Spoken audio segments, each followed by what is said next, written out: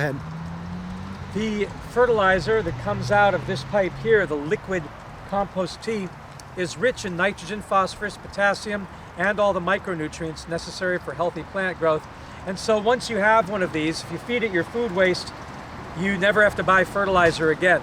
It's superior to solid compost in many ways, particularly the fact that it retains its nitrogen. And this enables us to grow not only with soil, but without soil. It's the perfect solution for hydroponics, aeroponics, or aquaponics, growing without soil by building soil. These beds could be filled with sand, and we'd be able to grow food in them. That's something you may have seen at the Epcot Land Pavilion ride, if you've ever been to Disney World's Epcot Center, the experimental prototype community of tomorrow, where they show growing without soil, growing in sand, growing in the air. This provides those nutrients. So it serves double function. It will provide liquid fertilizer that's great, and it'll provide methane gas or biogas, which can be used for cooking food or for gas lamps or for electric generators or gas refrigerators or anything, gas lights, for example. Anything that you can use natural gas for, you can use biogas for. A tank this size will produce about 500 liters to 1,000 liters of uncompressed gas, which is enough to cook on a single burner for about 2 hours a day on one bucket of food waste that's put in. Now here at the community garden, we have 7 raised beds, which we've prepared that are growing everything from carrots to sunflowers to kale and lettuce and beets and other leafy greens. And the fertilizer will come from these. We intend to have young people from middle schools and high schools and some of our graduate students build these so that we can rapidly get a solution for each bed. So you'll have one of these tanks per bed going down, and that'll give enough fertilizer that we can also build beds on the other side. So you can imagine 7 more beds coming down here and a row of IBC tanks, Solar Cities biodigesters in between.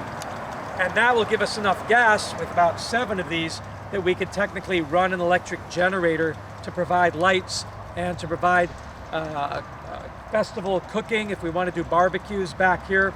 This property is going to be the site of a lot of exciting research. It's 4 miles away from the campus. So those of you who are at the Patel College, or those of you who might be undergrads looking into environmental science, this will be a place to come and do your research. We have rainwater catchment going on over there. We have this shed going on. We have cardboard collection and other recycling. We have mulch for the solid compost that we can't put in here. That is to say, branches, cardboard, brown leaves, grasses, things that don't digest well go into that pile there to be turned into solid soil, while all the food waste, and that can be wet waste like meat, dairy, dog poo, cat litter, human manure can go in these things, as well as any of the wet food, orange rinds, banana peels, you name it, fats and grease from making bacon. All that stuff that may clog up your sink, you may not want in the pipes, can go right in here, be digested and turned into fertilizer. So this could actually help eliminate grease traps, for example. That's a lot of high energy fat in that grease. So think of this as your home away from home when you want to do research into that whole sustainability package. When you want to be able to live a biospherian life in symbiosis with the rest of God's creation, working with nature to co-evolve a system that works for everybody as a win-win, this property will be the place to do that.